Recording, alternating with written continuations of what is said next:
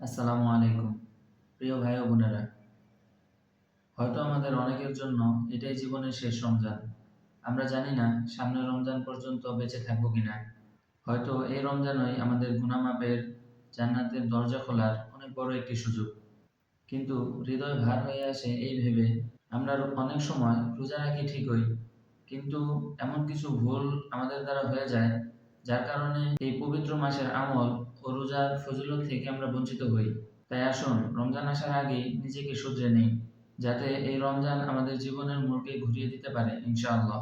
রোজা ইসলামের একটি এমন ইবাদত যা শুধু এই উম্মতের জন্য নয়, বরং পূর্ববর্তী নবীদের উম্মতের জন্য ফরজ ছিল। এটি এমন একটি ইবাদত যার মাধ্যমে আল্লাহ রাব্বুল আলামিন বান্দাকে তাকওয়ার উচ্চ স্তরে পৌঁছে দিতে চান।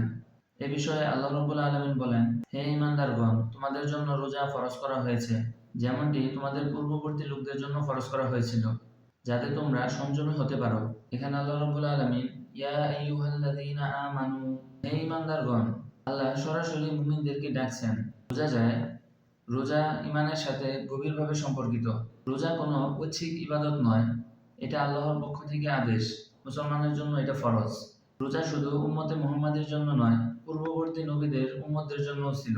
এর মাধ্যমে বোঝানো হচ্ছে রোজা মানবজাতির জন্য একটি পরীক্ষিত ইবাদত। রোজার মূল উদ্দেশ্য হলো তাকওয়া। আর এখানে তাকওয়া বলতে আল্লাহকে ভয় করা, গোপনে ও গুনাহ থেকে বাঁচা, আল্লাহর আদেশ মানার অভ্যাস গড়ে তোলা উদ্দেশ্য। রোজা শুধু না খেয়ে থাকার নাম নয়। চোখের রোজা, হারাম জিনিস দেখা থেকে বাঁচা; জিহ্বার রোজা, মিথ্যা, গালিগালাজ এবং অশ্লীল কথাবার্তা থেকে বাঁচা; কানের রোজা, যে সমস্ত জিনিস আল্লাহ তাআলা হারাম করেছেন সেগুলো শোনা থেকে বাঁচা। এই সমস্ত জিনিস থেকে যদি আমরা না বাঁচতে পারি, তাহলে রোজার আসল বরকত ও ফজিলত পাওয়া যাবে না। মানুষ না দেখলেও আল্লাহ দেখেন। রোজা আমাদের আত্মসংযম শেখায়। তাকওয়া ছাড়া রোজা অসম্পূর্ণ। যদি রমজান শেষে আমাদের নামাজে পরিবর্তন না আসে, গুনাহ ছাড়ার ইচ্ছা না হয়, তাহলে আমাদের রোজা নিয়ে নিজেকে প্রশ্ন করা দরকার। রমজান হলো নফস দমনের প্রশিক্ষণ, পুরো বছরের জন্য তাকওয়ার প্রস্তুতি। আমরা যেন তাকওয়াবান হতে পারি, এজন্য একটি দোয়া বেশি বেশি করা উচিত। আল্লাহুম্মা জাআলনা মিনাল মুত্তাকিন। হে আল্লাহ, আমাদের তাকওয়াবান বানিয়ে দিন। এবার আমরা জানবো রাসূল সাল্লাল্লাহু আলাইহি ওয়াসাল্লাম কি বলেছেন। রাসূল সাল্লাল্লাহু আলাইহি ওয়াসাল্লাম বলেন, রোজা শুধু খাবার ও পানির বিরতি নয়, বরং গুনাহ ও অশ্লীলতা থেকেও বিরত থাকা। এখানে আমরা যে ভুলগুলো করি, খাদ্য ও পানীয় থেকে আমরা বিরত থাকি ঠিকই, কিন্তু গীবত, মিথ্যা, গালিগালাজ, অশ্লীল কথাবার্তা, এই সমস্ত জিনিস থেকে আমরা নিজেদেরকে হেফাজত রাখি না। এগুলো রমজানে আমাদের জন্য অনেক বড় ভুল। এবং সেহরি ও ইফতার করার ক্ষেত্রেও আমরা অনেক ভুল করে থাকি। রাসূল সাল্লাল্লাহু আলাইহি ওয়াসাল্লাম বলেন, তোমরা সেহরি খাও, কেননা এতে বরকত রয়েছে। আমরা যে ভুলগুলো করি, সেহরি আগে আগে খেয়ে ফেলি, সেহরির সময় যেন উঠতে না হয়, বা অলসতা করে সেহরির সময় না উঠে আগে আগেই সেহরি করে ফেলি, এবং ইফতারের সময় হয়ে যাওয়ার পরেও অনেক দেরিতে ইফতার করি। রাসূল সাল্লাল্লাহু আলাইহি ওয়াসাল্লাম বলেছেন, তোমরা সেহরি খাও। এটি আদেশমূলক বাক্য। এটি ফরজ না হলেও জোরালো সুন্নত। সাহাবায়ে কেরাম সামান্য কিছু হলেও সেহরি করতেন। সেহরিতে অনেক বরকত রয়েছে, যেমন দুনিয়াবি বরকত, রোজা রাখা সহজ হয়, শরীর শক্তি পায়, ক্ষুধা ও দুর্বলতা কমে। দ্বীনি বরকত, সেহরি খাওয়া রাসূল সাল্লাল্লাহু আলাইহি ওয়াসাল্লামের সুন্নাত। এই সময় দোয়া কবুল হয়। ফেরেশতারা সেহরিকারীদের জন্য দোয়া করেন। রাসূল সাল্লাল্লাহু আলাইহি ওয়াসাল্লাম বলেন, আল্লাহ ও তার ফেরেশতারা সেহরি গ্রহণকারীর উপর রহমত নাজিল করেন। সেহরি দেরিতে করা সুন্নত।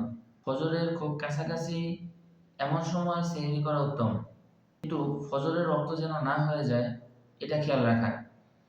এমন সময় সেহরি শুরু করা যে খাওয়ার পরেও কয়েক মিনিট সময় বাকি থাকে। ঘুমাবো বলে সেহরি না করা, এটা ঠিক নয়। এটি সুন্নতের খেলাফ। সুন্নত থেকে বঞ্চিত হওয়া, সেহরির সময় এক ডুব পানি অথবা একটি খেজুর খেলেও সেহরি খাওয়ার বরকত এবং সেহরির সুন্নত আদায় হয়ে যাবে। আমরা সেহরিকে কখনো বোঝা মনে করব না। সেহরির সময় তওবা ও দোয়ার সুযোগ নেব, পরিবারকে সেহরির গুরুত্ব শেখাবো এবং সন্তানদের সেহরির অভ্যাস গড়ে তুলব। এবং বেশি বেশি একটি দোয়া করব, আল্লাহুম্মা বারিক লানা ফি সাহুরিনা, হে আল্লাহ আমাদের সেহরিতে বরকত দান করুন। সুতরাং ফজর থেকে মাগরিব পর্যন্ত রোজা রাখব এবং সঠিক সময়ে সেহরি ও ইফতারি করব। এবং আমরা অনেকেই রোজা রাখি কিন্তু অনেক গুনাহের সাথেও জড়িয়ে থাকি, রোজা রেখেও অনেক গুনাহ করি। রাসূল সাল্লাল্লাহু আলাইহি ওয়াসাল্লাম বলেন, রোজা শুধু ক্ষুধা ও তৃষ্ণা থেকে বিরত থাকা নয়, বরং কণ্ঠ, হাত ও সব ধরনের খারাপ কাজ থেকে বিরত থাকা। রোজার সময় রাগ, গালিগালাজ, মিথ্যা, গীবত, পরনিন্দা এবং যে সমস্ত কাজ ইসলামে নিষেধ, গুনাহের কাজ, সেগুলো থেকে নিজেকে বিরত রাখা। সুতরাং রোজা রেখে আমাদের কিছু জিনিস মনে রাখা দরকার। রোজার উদ্দেশ্য মনে রাখা, আমরা কেন রোজা রাখতেছি? আল্লাহকে সন্তুষ্ট করার জন্য। সুতরাং যে সমস্ত কাজ আল্লাহ তাআলা নিষেধ করেছেন সেগুলো যদি আমরা করি তাহলে আল্লাহকে সন্তুষ্ট নয়, বরং আল্লাহকে অসন্তুষ্ট করা হবে। সেহরি ও ইফতার সঠিক সময়ে করা, রাসূল সাল্লাল্লাহু আলাইহি ওয়াসাল্লাম এই ব্যাপারে খুব গুরুত্ব দিয়েছেন এবং সেহরি করা রাসূল সাল্লাল্লাহু আলাইহি ওয়াসাল্লামের সুন্নত।